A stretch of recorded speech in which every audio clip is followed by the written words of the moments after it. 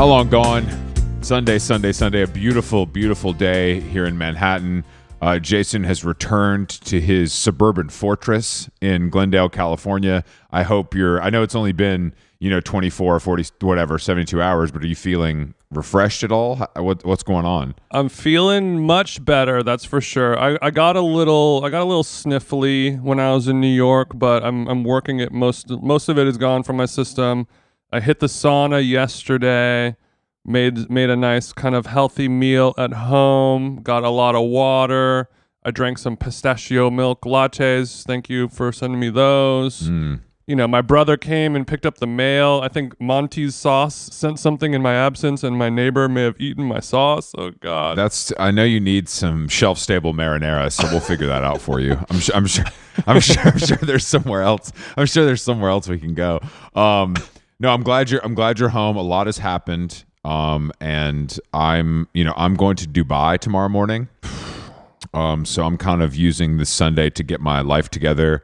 Laundry. I have to go to the East Village to get a haircut. Have my last sweet green for a week. The usual stuff you do before you head out of town. Well, I mean, you are going to Dubai during this special time of the year right now, so this could be the last sweet green of your life. You ever think about that? No, I think about the last sweet green of my life all the time, unfortunately. It's a heavenly way to dine, those sweet green guys. It's called Zero. It's this basically a fitness and recovery hotel, and I've already had a pre-call. I've had a pre-call with my nutritionist, and I am. It's spelled Siro, so it is like Chiro, but Zero, I think. Yeah. So I had a pre-call with my nutritionist. I have a full itinerary of workouts, treatments, meditations, dry needling, percussive therapy, compression therapy. It's kind of, I think it's the perfect thing for me, but we're going to find out. Yeah, just a quick little flight over there and you're going to get sorted out. I think out of all of these kind of breaking, cutting edge, it's not experimental. This is all proven stuff, but it's, you're on the forefront of, I guess, fitness, nutrition, technology, biohacking shit over here at Zero. Really reminds me of an Aphex Twin song. Is there anything that you're a little afraid of, or like a little I don't know about microneedling, anything like that, or you're just like, sign me up, I trust you, I want to do it all kind of thing? I told them it's like when I go to Six Flags, I'm like, I don't know if I want to ride that one, that kind of vibe. You know what I mean? Honestly, the straight off the plane cryotherapy is weirdly the thing that is irking me the most. I've never done cryotherapy before. It's one of the things, for whatever reason, I've just never been interested in it. So I'm glad to get over that hump. I like you saying, for whatever reason. I don't know what it could be. Maybe it's because they blast you with air that's so cold it'll kill you if you're in there for more than 2 minutes. Yeah, I don't know what it could be. I'm not really, but I'm very excited to meet with the nutritionist. That's going to be really interesting. Doing a body composition analysis, that feels like something I need. Wow. Jason, it's time. Okay, so that might be the most difficult thing, is really taking a hard look under the hood of this Cadillac, is what you're saying. Exactly. No, it is. It's going. Yeah. This Escalade needs some work, and we all know that. It's not the latest model. You know what I mean? We aren't getting any younger. While they already got the hood opened up, maybe we'll check that prostate. A little Saudi Arabian prostate check. That sounds like a cocktail from the 70s. You know what I mean? That was one of my favorite songs on 56 Nights. But I think that I'll save. That's an awful lot of cough syrup you have hidden up your asshole there. Is it how do I say your name there? Oh God. I think Emirates actually allows you to bring codeine. It's part of the reason people are willing to pay so much for the. It's the one flights. Thing. Who knew? It's the one thing. It's so weird. It's the one thing. But I'm getting. This is exciting. Prepared. This is crazy. This is crazy that you're doing this. You know what I mean?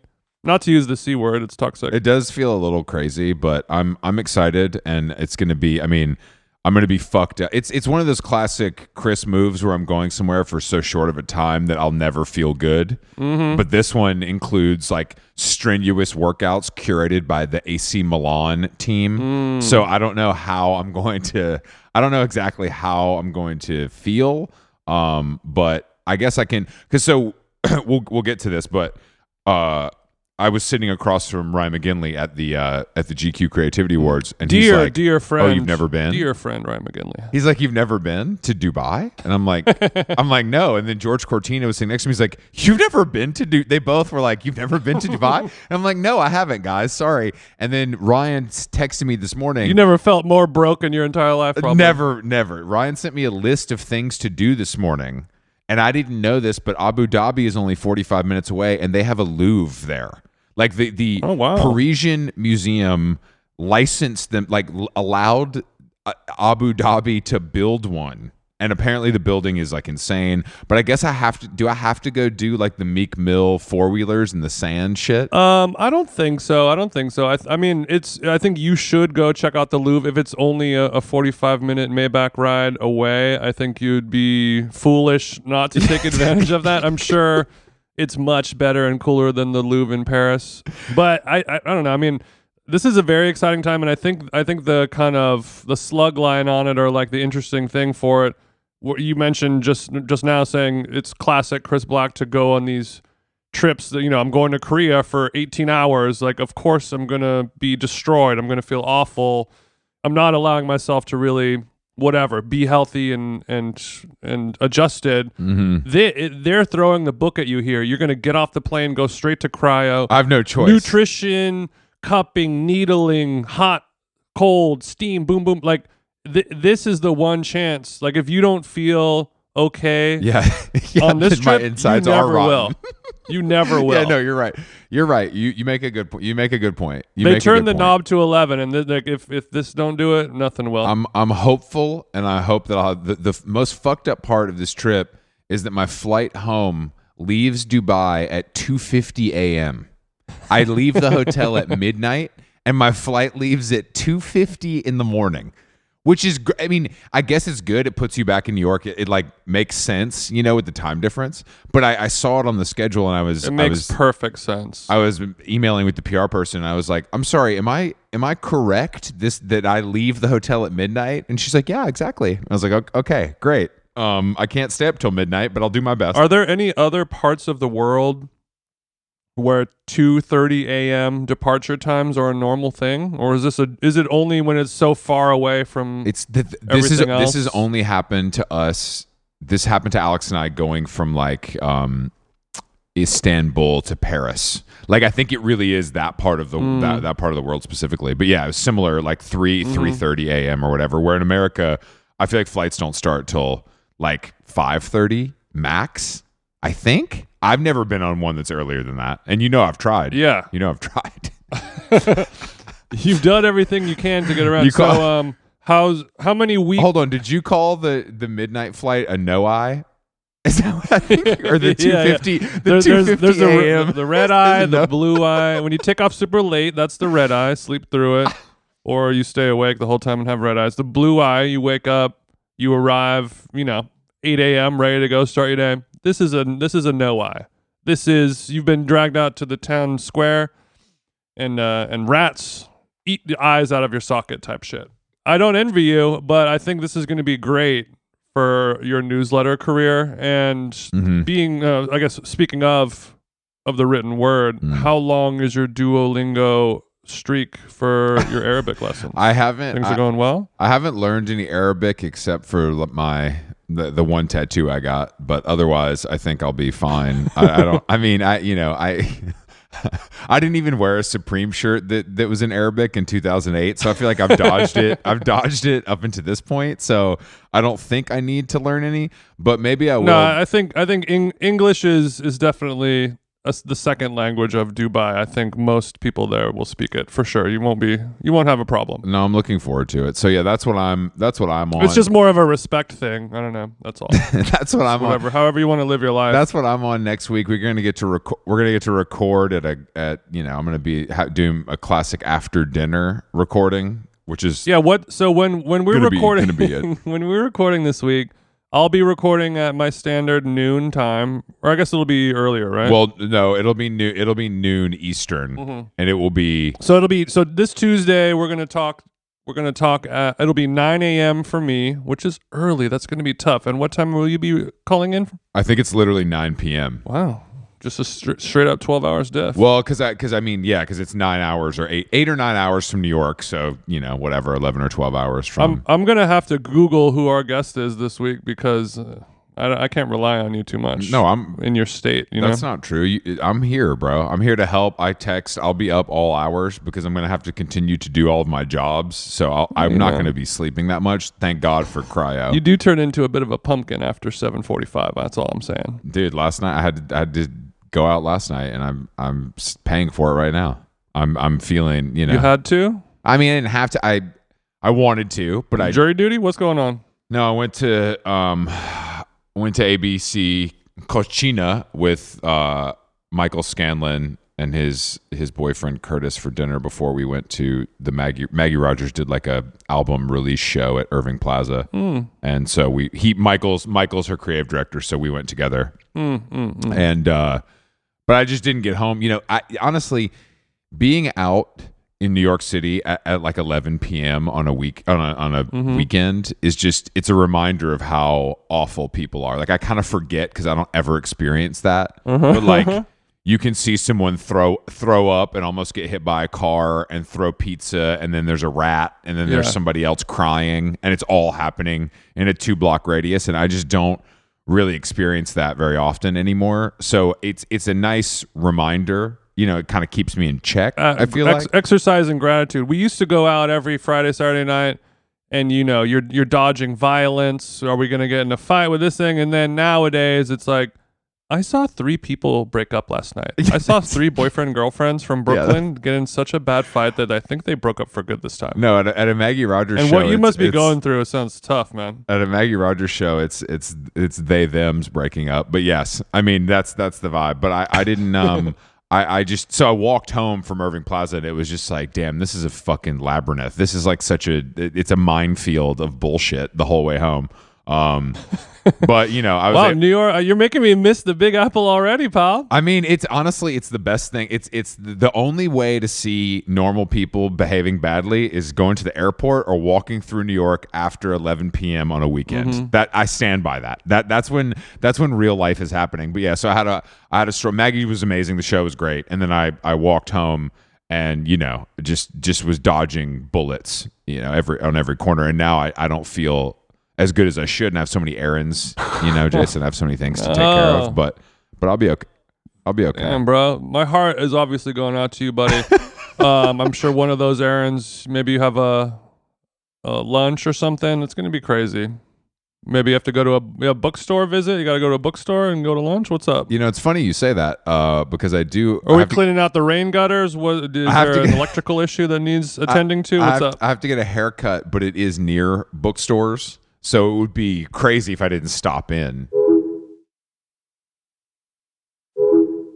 Because I have to get as aerodynamic as possible for all this fitness I'm about to do. So I'm trying to go, Michael Phelps mode. You gotta finally before you head down to the UAE, we gotta tame that mane. Got to figure out something to do with that mop of hair on your head. Guys, sorry, it's been a week. You're like, I have. I know I have 1 millimeter of hair, but can we get it down to 3/4 of a millimeter? Hey, this is what my wonderful Russian lesbian does for me over in the East Village, and I wouldn't have it any other way. I didn't know that your hairstylist is a Russian lesbian. It is. There's 2 people at the barbershop I go to. They're both obviously from that part of the world, but I quite like her because she kind of makes fun of me but doesn't talk to me. Just they like me there. But, this is the barbershop I told you I pay a Russian to do that too, but it has nothing to do with hair. This is the barbershop where I was sitting next to, so what's his name? Remember? Why can't I think of his name? Podcaster. Rappaport? Yeah, Michael Rappaport gets his haircut there too. So it's some real New York shit. It's some real libertarian vibes.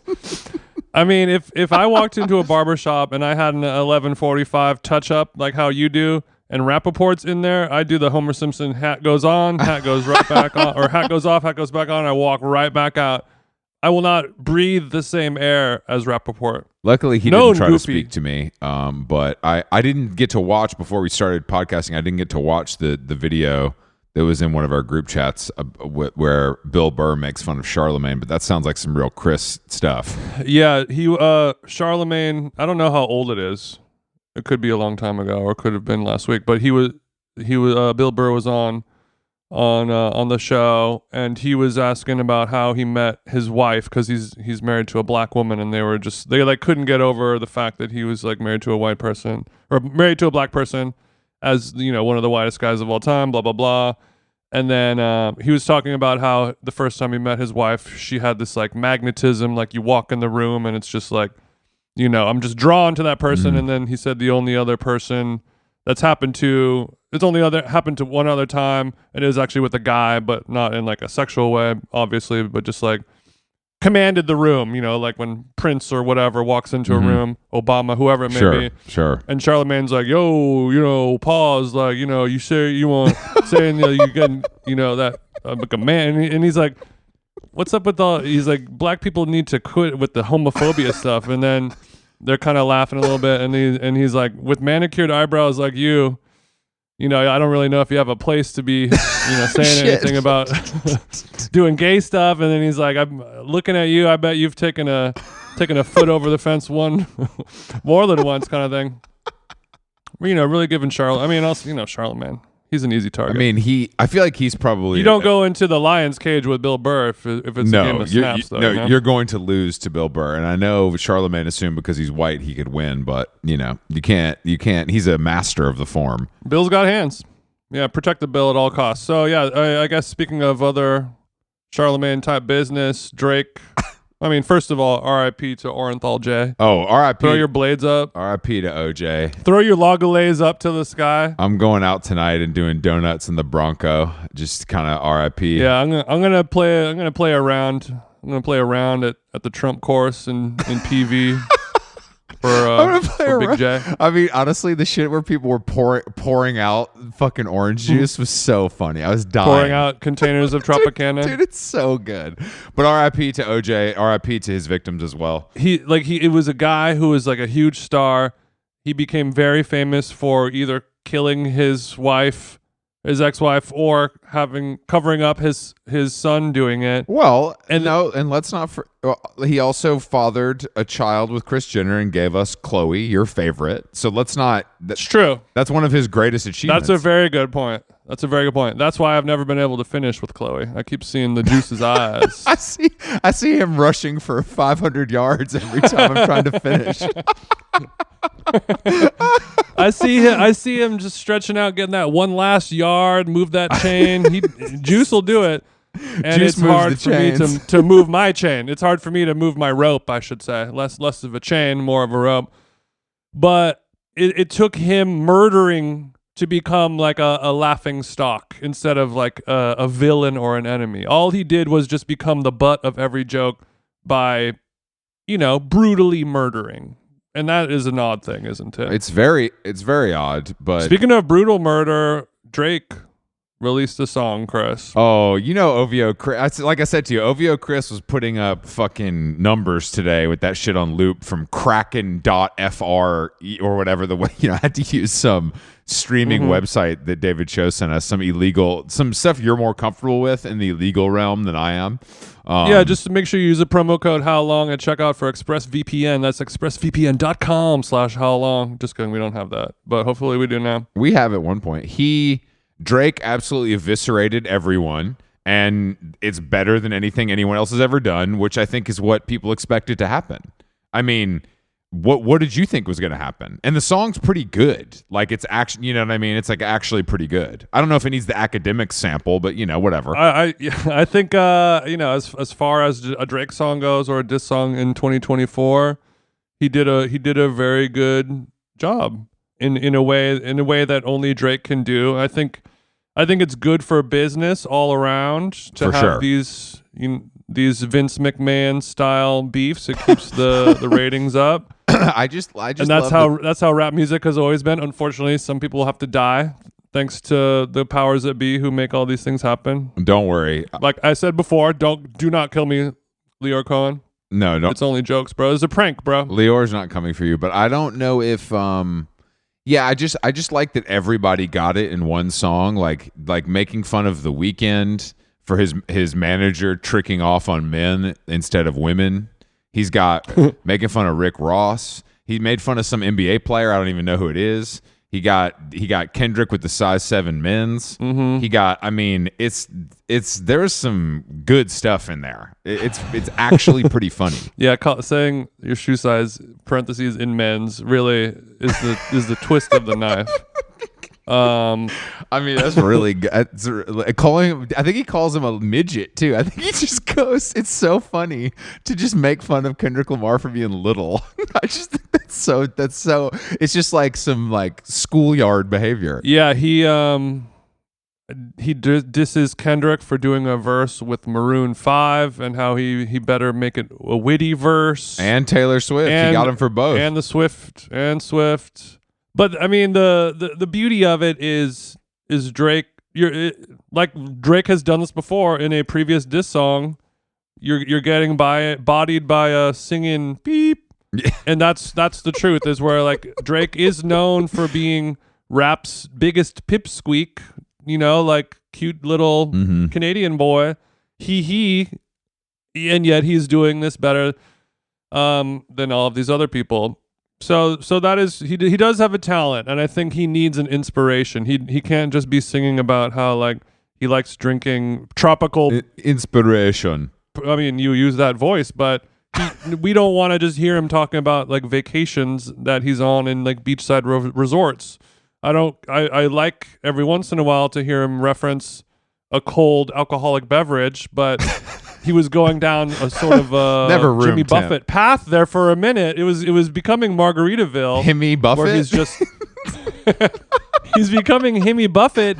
R.I.P. to the god, of course, but I don't want him to be so pigeonholed into one. I agree. No, specific I agree. genre of just like an barefoot Contessa type shit. You know what I mean? No. So he needed someone to bounce off of. But there's also like, did they leak this to test the temp or blah blah blah? I want to give a shout out right now to fellow podcasters and former Joe Budden affiliates Rory and Maul, Jason, because I saw a clip of their podcast from a couple days before where they were making reference to the kind of drop down and give me 50 chorus, meaning that I think that Rory and Maul had heard the song before. OVO Maul had a line on this thing, which is interesting. I mean, it makes sense. I just love when podcasters have any part of a rap beef that aren't academics or Kai Cenat. That's all. Yeah, that is true. I mean, I get it's just any type of journalism. Everyone wants the scoop. It's good for the brand if it's proven that you are the first person to get that information. If there's a Netflix show called Scoop with what's her name from the X-Files that's in it, and it's sort of about like the Epstein trial. From the British. Yeah, it was really good. But I mean, highly recommended. There's really some line in it where I was like, do you want to make the call or do you want to be the one that they call? Yeah. And Rory and Maul have solidified themselves as. I'm just kidding. Nobody's going to call them for anything. Oh yeah, but good. But I do like it's cool. Good for them. I'm happy for them. Come on the show, Rory or Maul. I don't know which one either of you guys are, but is one of them white, one of them black? Is that how it works? Rory's the white redhead, and Maul is the one that has some sort of like his cousin is like A&R at Rockefeller, like one of Cho's friends. Okay. Like that kind of shit. One's black, one's white. They both use the N-word. Just wanted to make sure. Okay, got it. I told you. No, I think Rory's slick. I don't think he would do that. But I did see, remember that time I saw Maul at a party? I got starstruck. I couldn't approach him. And this is years ago. At Azalea Banks. When I went to Azalea Banks' house, Maul was there on the phone cooling. And I was like, oh shit, that's Maul. And then I couldn't. I got starstruck. I couldn't approach. A rare Maul seen simply cooling at Azalea House. Simply kicking back and cooling. Azalea House does sound like a charity foundation for people with some type of disorder. I matched the donation to Azalea's house. I want to let my followers know. No. Azalea. There's no apostrophe S. It's just Azalea House. Come on. Azalea House. We should talk about Much to talk about. Our big Thursday at the GQ Creativity Awards, hosting the purple carpet, the perp carpet. Mm-hmm. And a lot of new friends were made. We made a lot of new friends, but I feel like overall everybody was quite cool. Not that I was worried they wouldn't be, but I feel like it was friendlier than maybe I expected. Yeah, it is a weird thing because, we're coming at it from our podcaster perspective as like, we're people who you're going to talk to over Zoom for an hour. We're going to, say some weird, dumb jokes, and you're not going to get it for a while, and then you're going to get it, and it's all going to be, and that was awesome. And that's it. But on the red carpet, you have 60 seconds to win someone over, and if they're not with your flavor, they are not with your flavor. And it is interesting and fun. It's a different skill to learn. But I gotta say, the thing that I was more interested in was like people are just like, your job is to do this, my job is to do this. I'm a pro, you're a pro, and the faster that we finish this, the faster I can go away from you. Yeah, no, I think there's, and I respect that. I think there's some. Yeah, I do too. It's the only time you got your back scratched was when Lewis Hamilton's handler wanted you to wrap it up. That was it. And also, and that is to say, Lewis Hamilton, you would consider him to be such a he's arguably the most famous person there on a global scale, and he was a very normal, chill, cool person to talk to. He had no problem talking to us at all. And in my mind, I was like, if I was this guy, this powerful, worth this much money, I would not be breathing the same air as Big TT. But he was just like, hey, what's up, guys? Let's talk. And then, his team, of course, is the one playing bad cop with his good cop. But it was nice to see somebody that powerful and successful and protected just being a regular bro, Well, I mean, he does drive a car in circles, so he's probably happy just to be. He's like, damn, I can just talk to these guys, and I'm not going to crash into a wall. Nothing's going to blow up. It's pretty good. It's just refreshing to talk to a guy who's not wearing a Dior side bag for once. It's so refreshing.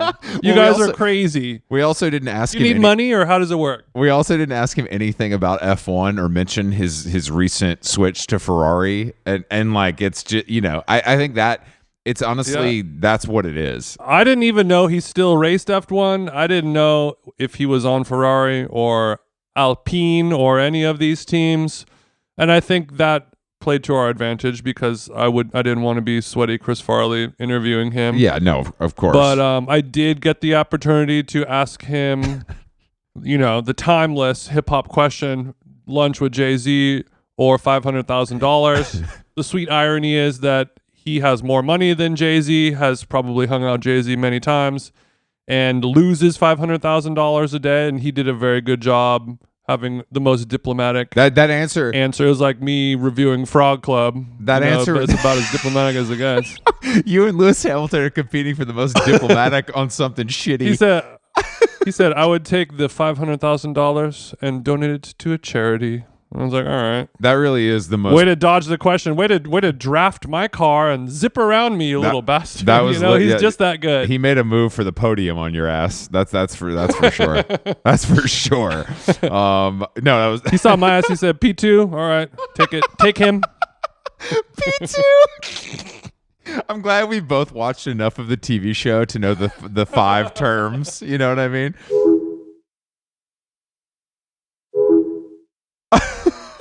I feel like Rylan taught me something about like the women that hang out in the paddock. There's like a name for them, like Buckle Bunny, but paddock princess or something. I wish I could have thought of that in the moment. So there's an F1 bottle rats exactly term. Exactly. I know Rylan is listening to it right now. His golf pencil in his hand has just been smashed in half. No, it's like there's bottle rat, there's ramp tramp, there's buckle bunny, pro-ho, booth bitch, pro-ho, booth bunny. Yeah. It's there's one for every. Buckle bunny is still my personal favorite. Oh, puck bunny for all our Canadian listeners. Also, just to be clear, fellas can be puck bunnies too. Okay, this is not a sexist thing at all. Absolutely not. Fellas be puck bunnies too. Absolutely. I know a lot of non-binary pro-hos. Yeah. So we talked to all these people, and it was great, and everybody was cool, and I think that asking Hunter Schafer about property taxes does more than when's season 3 of Euphoria coming, you know? Yeah. So I'm glad we were able to kind of check the box, achieve our goals, and then we got to go inside and sit down and watch JB Smoove say fuck a lot. How did he pronounce biennial? Biennale? Is that what he said? He said it wrong, and it was funny as fuck. He was funny. I mean, I also feel like he was up there. He was great. Really and the girl that came up that gave the award that corrected him like 7 times, I was like, yo, chill, you ain't hosting it. Don't come for JB like that. Don't come for JB like that. But I think he also mispronounced her name, which is maybe why she was going for him. Right. Well, I would say step your SEO up then, just because you like made a sculpture at Yale or something. Of course, JB Smoove ain't gonna know who the hell you are.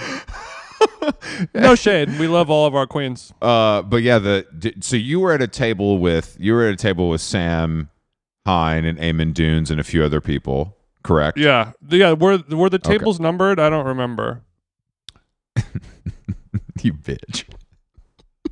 Jason is really happy that he was at table 1, which was kind of by the entrance. It was table like sitting number 1. Table number 1. That's right. That's it was what like it was. sitting. You were basically at the table that was next to the bathroom. It's like the bathroom seat on the airplane. But I understand that number 1 does feel like a high ranking. That's a good attempt. Good attempt. I'll take. That's pretty good. I know why you were happy about it, but you were up against the wall. That was good. But you.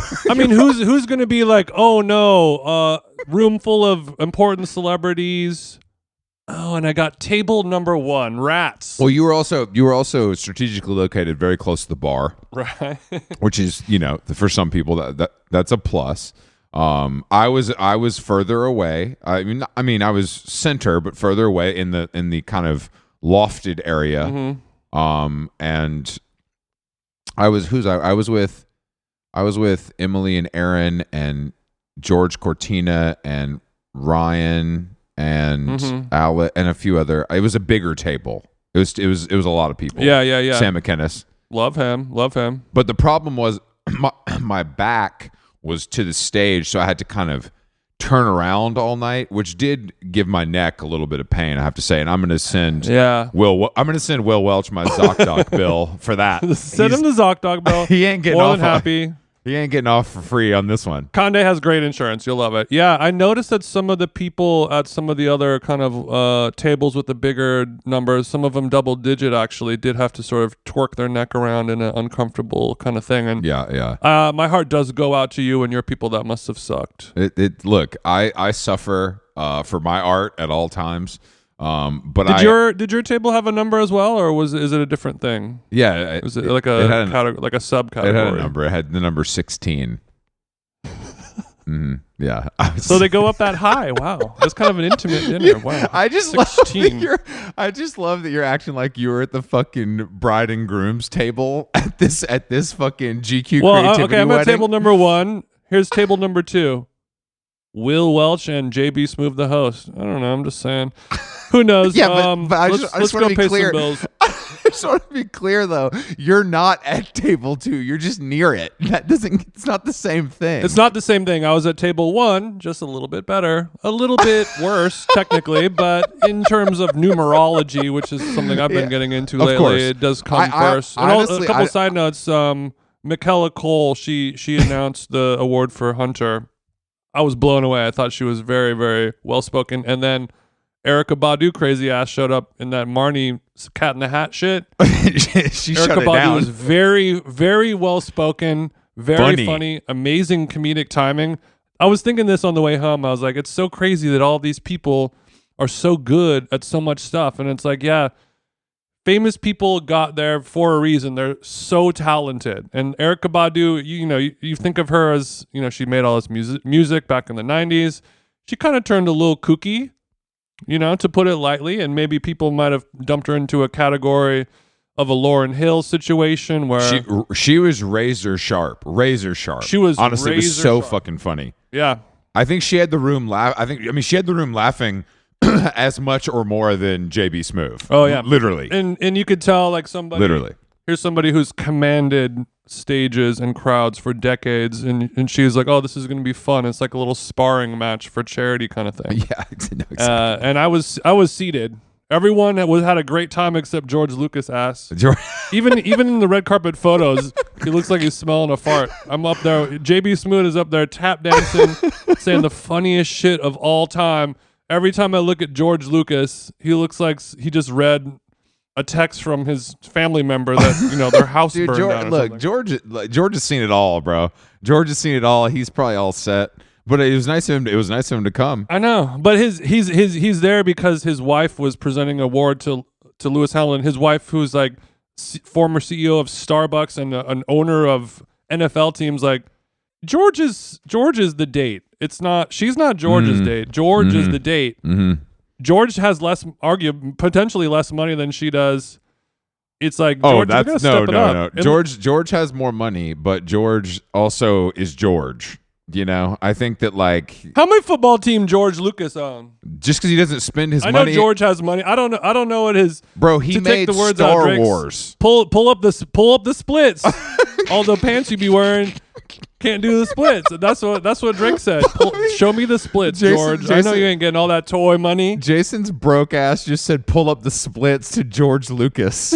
I love this. I love it. This is who you're aiming. This is who you're aiming at. Is George Lucas. That's who you want to go toe to toe with. That's who you want to open the Wells Fargo app next to. That's crazy. Bro, how many football teams you got? Exactly. I gotta look this shit up. George Lucas. What I'm saying though, Jason, what I'm saying to you is that buying a football team never mind. I take it back. George Lucas' net worth is he's looking at just a cunt hair under $6 billion. Okay, good for him. Oh shit, I didn't know it was that. My point to you is spending money on a football team doesn't make you rich. I mean, it makes you a certain level of rich, obviously, but George might just be sitting on his money. He might be just be sitting. So I'm sure, but yeah, I'm sure he's got some nice classic cars, several homes, etc. But yeah, he didn't look super pleased, but I was, and a good time was had by all. I was very pleased. Thank you to Will and everyone at GQ for having us. Thank you to Will. Will looked great in his what was it, custom Ralph Lauren? It was Ralph. It was Ralph. Yeah, it was very nice. He looked cool. He looked very cool. Who else looked cool? His hair looked good. His hair, I feel like he might have had somebody help him. I think he might have had he didn't get a full glam, but there's a little. He got a little touch. I mean, look, he always looks good, but I was just like, this hair is looking really good tonight. And as someone who notices other men's hair quite often, I feel like I'm an expert. I can speak on it. Yeah.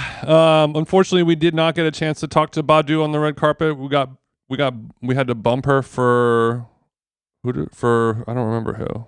For Hunter, and then we didn't get a chance to talk to our friend of the show, Chloe Wise, either, because she would have really put on a show. Yeah, she wouldn't have made the super cut, but that's okay.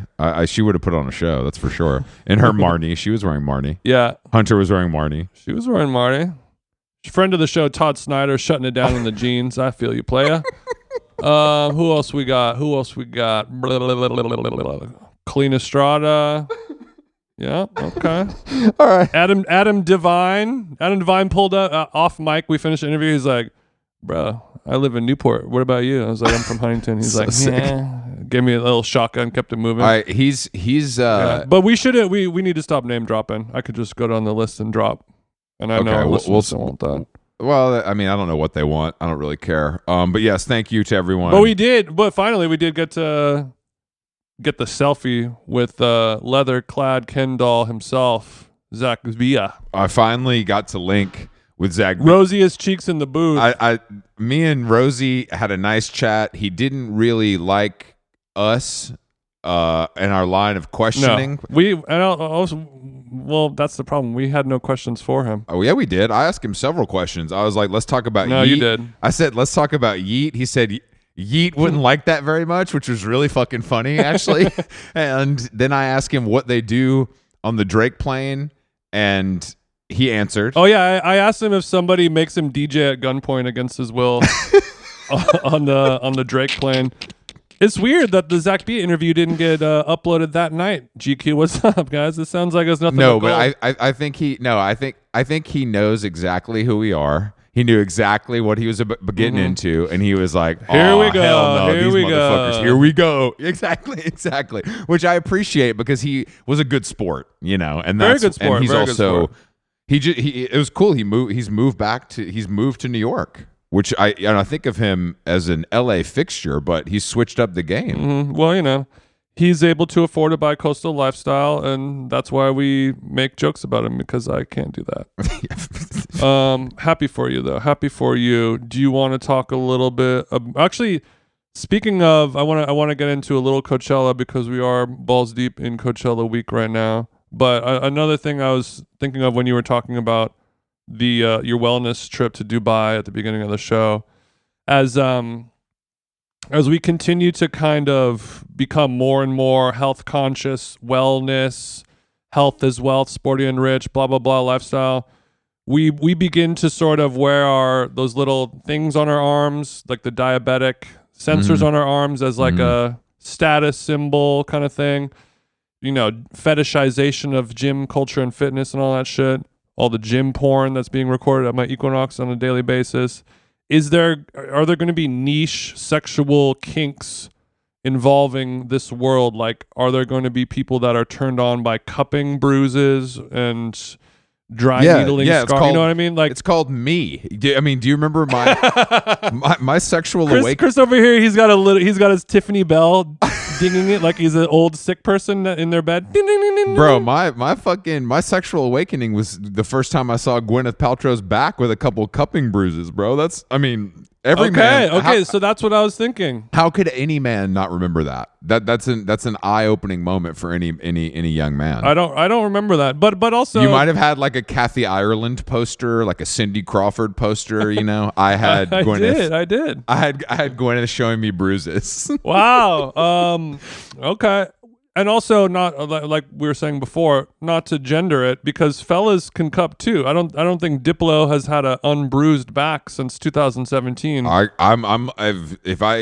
you were looking at me right now, Jason, my back is covered. I got him on Friday. Okay. I had a nice session, and my guy was like, "Damn, like you really needed that." My shit was red as hell. I needed that. Okay, so it's very kind of Bella Hadid at the going sneaker shopping. If he pulls up without the cupping bruises, it's quiet for him. Yes, exactly. Yeah. But I see it. It does make sense. All right, Coach. You're hooking up with somebody for the first time. You pull that shirt off. It's all cupped. Clean up on aisle me. Yeah, Coachella's in the news. Hey, babe. Sorry, you still have a. I think they forgot to take one of the needles out of your thigh before we get going. Can you? All right, yeah. Coachella is happening in the beautiful Indio Valley. Jason is not there, which is surprising, but you've been keeping close watch on the YouTube stream. Yeah, I did talk a little bit about that on my Substack, about how we're all just going to be watching Coachella from our house instead of there. And I saw some memes. People would say like, can't wait for Coachella this week, and it's just a screenshot of the YouTube app, the Twitter app, and the TikTok app. It is more fun for most of these people, and it's also free to just enjoy it all from home. Yeah, look, I think there's some truth to that, but I think young people will always want to do these things because it's like a rite of passage in a lot of ways. But yes, I don't think people like us should be there. Like I don't. Yeah. It's an age thing. I'm glad that Justin Bieber and Jaden Smith are touching dicks. Yeah. On the golf cart. Would you call that necking? Is that technically necking what they were doing? Bro, I don't know what the fuck those guys were doing. I honestly, that was one of the weirdest physical interactions. Like dolphin echolocation. Like in a very kind of Stockholm syndrome kind of trauma bonding way, as if they have both been to Diddy Island or something like that, and that's the language that they use to communicate with each other. There's a 30 Rock episode where Jack's wife and another news reporter were kidnapped to do the news in North Korea, and they developed a winking language so that they could communicate with each other in their captivity. Same kind of vibe with Jaden Smith and Justin Bieber is what I'm saying. With a series of sort of nuzzles. If you guys haven't seen Bieber and Jaden Smith nuzzling, you can look that up. But that's not the point. Jason. And the way they were dressed was very, sorry, I keep digressing, was very, Will Smith. It was very Welcome to Miami style outfits. They're both of them were dressed in a very Jermaine Dupri, getting jiggy with it kind of flavor. Boys to Men almost. So it was interesting. You've watched several of these performances. I've watched a few. My big takeaway was Ezra from Vampire Weekend wearing the Pogues Noah collaboration. Okay. Which I've never seen in the wild, which was except on Brendan, so I was happy to see that. That's a decision. I like that Lana Del Rey got to the stage on the back of a motorcycle and that she's looking good again. I wish, she could have resisted bringing out Jack Antonoff, but how powerful is she? I mean, Bleachers got a charity set, so they got to play. So he was already there. I guess she didn't have to fly him there. Hopefully they didn't give Bleachers a live stream or a live stream slot. Because that's the other kind of interesting thing is like, here's the set times for Coachella, but people are almost more interested in like what are the YouTube set times because there'll be 50 bands a day, but half of them get the live stream. And yeah, I didn't really. How do they make that decision? Did you watch Sublime? I missed Sublime. Yeah, I woke up yesterday. Carolyn had to go. She had a shoot early in the morning, so I was solo all by myself, and I was able to be seated and enjoy Lana's set all by myself. So you're just sitting on the couch. You got get the coconut oil out. You got the whole thing. You got your hand down your boxers. You're just watching, kind of scratching your nuts. Got a coffee going. This is a good Saturday. This is a nice Saturday morning. I had a candy necklace around my neck. I don't know if you would get that one, but yeah, she did do a great job. Obviously, Lana can do no wrong, but I think I wish that she did more of a little bit more of an upbeat set for the Coachella main stage headlining slot. It was a little sleepy. It looks like she was just sitting on a bed, like twiddling her hair vibe, which I will watch. Yeah, I know, but yeah, Billy came out. They did a couple songs. It felt good and real. I forget how good Ocean Eyes. What a song! Ocean Eyes is such a good song. Oh, she's back. Love that song. Love that song. Yeah, the entrance and the exit on the motorcycles was good. Lana looks great. Ozempic's working. She did Ride, which is one of my faves, and then even brought out Jean-Baptiste, who. I mean, I guess compared to Jack Antonoff, it's like Baptiste is a W compared to Antonoff, absolutely. Yeah, and also now I don't like the music of Jean-Baptiste, but after seeing him on that, that video, he's cool. Is the Golden Globes or something like that? Yeah. I was like, he's actually just a very funny guy on top of being a musical savant. But it was funny. We were like skipping around the live stream yesterday. Maybe a little bit stoned, and you kind of have to zip through. There's like 5 different stages, and they all have live feeds, so you're always kind of flipping through the channels almost to see what is going to happen when you're watching some awful band that you've never heard of that only like furries listen to. And then we stumbled across the Jean-Baptiste live set, and it was very different because I only know his music from Lana Del Rey, where he plays the piano beautifully, and then when I saw his thing, it looked like Black Willy Wonka almost. It was like purple velveteen top hat kind of vibe. It was like very like Pixar Nolans feel to it. But then I was like, we are ready for a Black Wonka. But even more importantly was watching Grimes last night, high as a Georgia pine, and it was a real. The simulation is glitching thing. It was so funny. I mean, I absolutely despise her, and I always have. So watching her fail, it brings me some joy. She has no songs. It's one of the worst aesthetics of all time. So ugly to look at. Like the whole thing is just ugly. It sounds ugly. It looks ugly. So her basically claiming that she hired someone to load all of her music into Rekordbox, and they fucked up the BPMs. And then she couldn't figure it out on stage. And as you pointed out, Jason, no one came to help her, which is interesting. And that means that either this was planned or that her people hate her more than I do. Wow, that's another angle I didn't consider. Well, that's the thing is when you're watching something like this, you know, a DJ set in front of tens of thousands of people with these crazy visuals, you rarely ever see something happen that was not supposed to happen. When you're DJing with these visuals on screens that are the size of a football stadium, you know, all the songs have been pre-mixed and with the visuals, and it's a whole thing. So it's rare that you see it fuck up, and she fucked up, you know, maybe 10 or 20 times. And she was saying that she worked on the set for months and she was really sad that it didn't work out. But then she had a friend or somebody loaded the songs into her computer or like for her playlist on Rekordbox, and they read the BPMs incorrectly. It's so it good. Like making it's so them cool.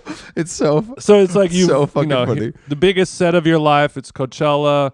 You know, in front of all these people, millions watching, and it was so bad that I think that it may have been intentional, and I think that she may have done it so people tune in next week for the redemption story. And I think as soon as Coachella started doing 2 weeks, it really changed how people approach. Yeah, like, you know, it's very not to we're entering the boomer zone of How Long Gone as we do every Sunday episode, but in the style of SNL where you get one song and then, you know, half an hour later you do your second song, and it's like a decision of like, oh, they did that first and that's the one that means that's the new signal, or I would have thought they would have played that one second, kind of thing.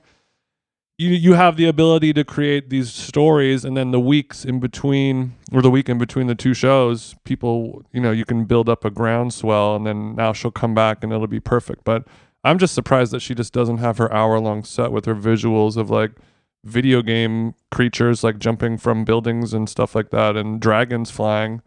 just make, nobody expects you to be a DJ. It's just a video game show for an hour. It's just Overwatch clips or something that she's playing. Well, Jason, she sucks. So just press play. Just have the people that built the set for you just press play, and you just dance around. You don't sing. There's a fan that blows your wig around. You get on stage, you wear a shirt with no bra.